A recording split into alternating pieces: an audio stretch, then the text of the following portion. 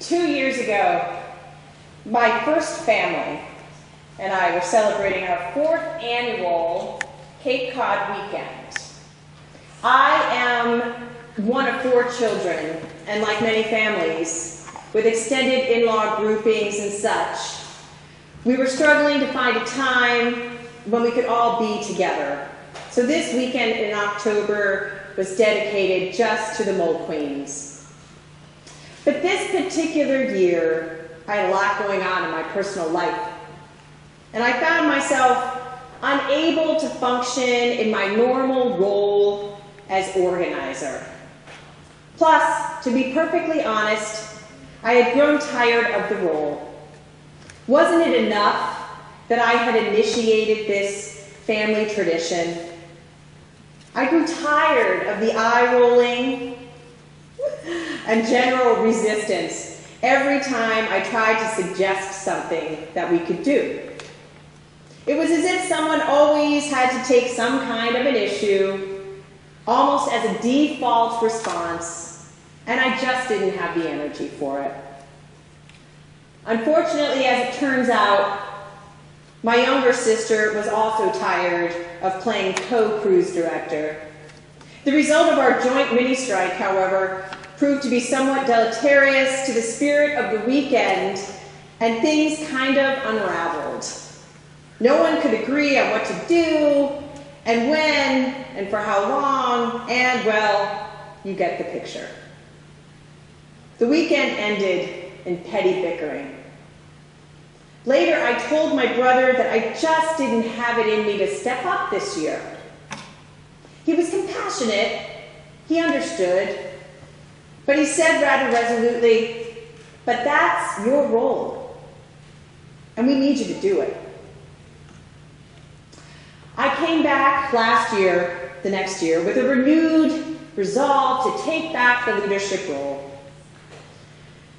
Despite the eye-rolling, despite the pushback, one ritual I had instituted in the very first year was to have a thematic story that my family would share all together at the end of the weekend. There were 3 nights, and on the 3rd night, we'd start with the oldest family member and move down to the youngest, and all tell a story about the same theme. So one of the themes was a favorite teacher. Another theme was a favorite home. And that actually had gone fairly well, despite the eye-rolling and resistance. So this year, though, I thought we would start the weekend with a new ritual. And we would go around just to open it up and clear the energy from the negative energy from the year before. And each person would say something they were looking forward to, a bud, and then also maybe something that they were concerned about, just to set some boundaries. And so we started, and it was going well, because somehow it was really working to just let people get things off their chest right from the beginning of the weekend. And luckily, no one said, "I'm really dreading your rituals, Aunt Jennifer," which I was prepared for. But we were able to move into the weekend in a way that we were holding the understanding that conflict was going to happen over those 3 days. And it was inevitable, because that's what happens in human relationships. You have conflict. So we had a lovely time, and I'm looking forward to it coming up in a couple of weeks. We're moving through with our family, setting our rules, using our rituals, but because we are a culture that does not wish to air our dirty laundry with others, like I just kind of did, it is easy to buy into the myth that everyone else's family has a better time of it, or that since we do not choose our family, as Tony talked about last week, it could be that we feel that we drew the short straw somehow, and we ended up with the wrong family. We can't choose our family, and we can't choose our world. Our mere existence was never voluntary. It was never a choice. So to whom, then, Do we really belong? In all this voluntary and involuntary relationship? It is a profound question. The answer is complex and has many layers, many circles. I live my life in widening circles that reach out across the world. I may not complete this last one, but I give myself to it.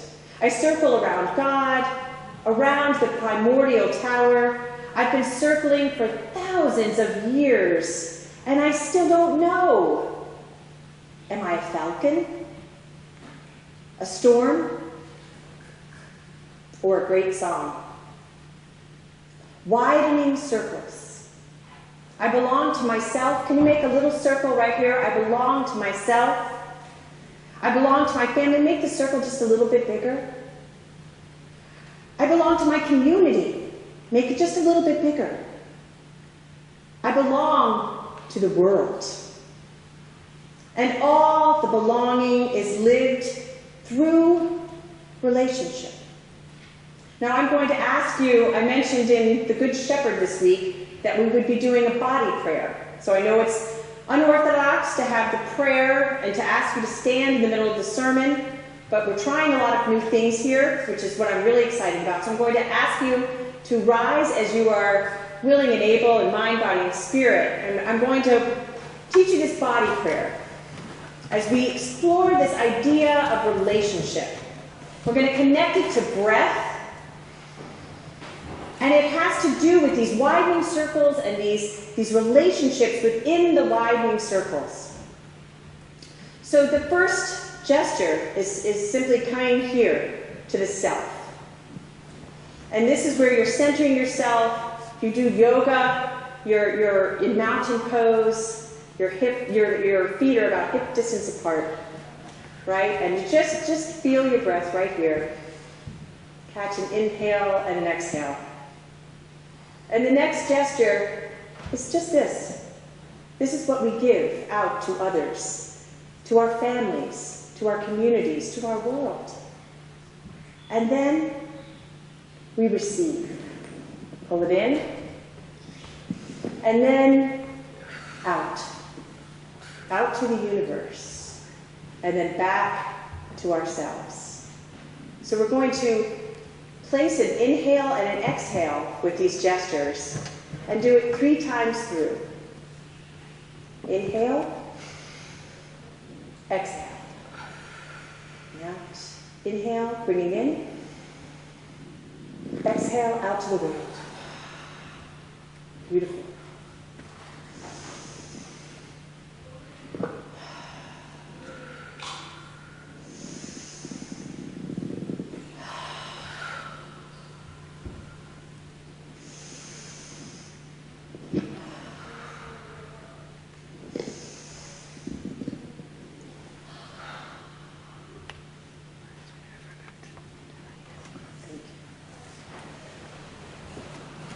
Our faith community lives into relationship by voluntarily creating and committing to rules to a covenant of relationship. Our community belongs to those great mysteries of life. I circle around God, around the primordial tower. We circle around God. Around the primordial tower, that which has existed from the beginning. I've been circling for thousands of years, and I still don't know. I still don't know. We've been circling thousands of years, and we still don't know. Together in holy community, we approach that very mystery of life, the deeper meaning of existence.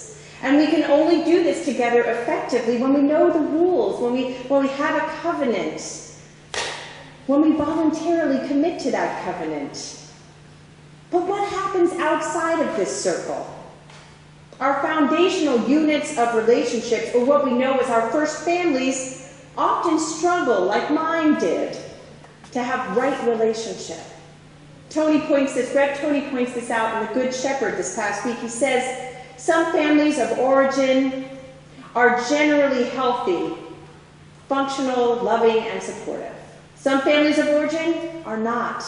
Unfortunately, some families of origin are mostly unhealthy, dysfunctional, unsupportive, hurtful, and even emotionally or physically harmful. Many families have both their healthy and unhealthy characteristics, and most, I believe, fall near the middle of the spectrum between perfect and harmful.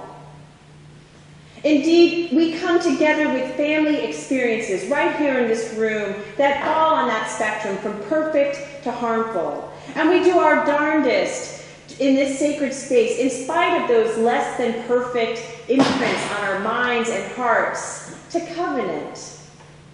Some of you call a family a unit of parents or a parent and children, while others are single by choice, while others are single or fractured because of loss, while others right here among us might be in search of a new family.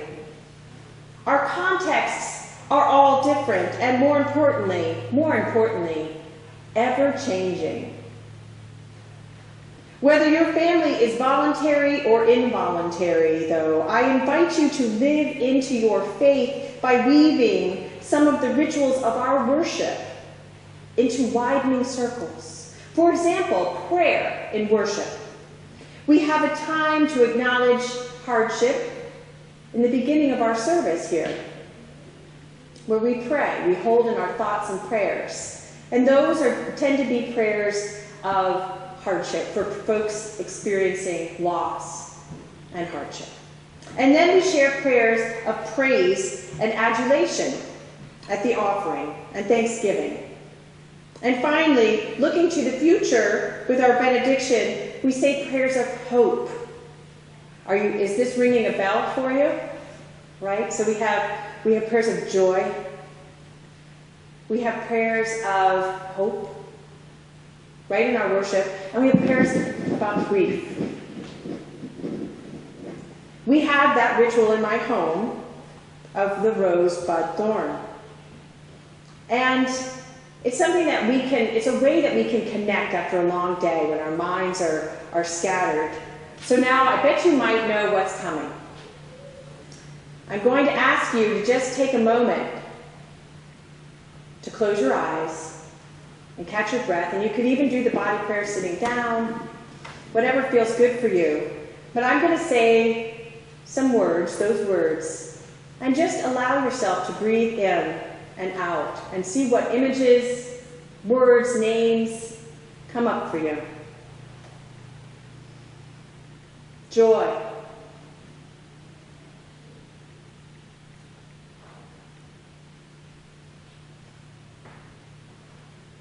Hope.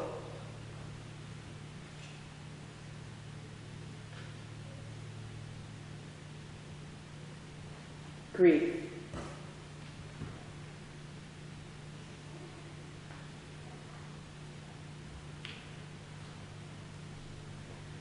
Now, I would like for you to take a moment or two and share a joy, a hope, or grief with someone sitting close to you. Maybe it's someone you don't know, maybe it's someone you do know. And when you hear my chimes, you'll know that it is time to stop. Please share together. A joy, a hope, or a grief. And make sure that if someone's sitting over on the edge, that everyone has someone to share with. It is my joy to see you. Same here. And it's my hope that the project that we're about to continue on will bring you some level of peace. Okay, thanks, Lynn.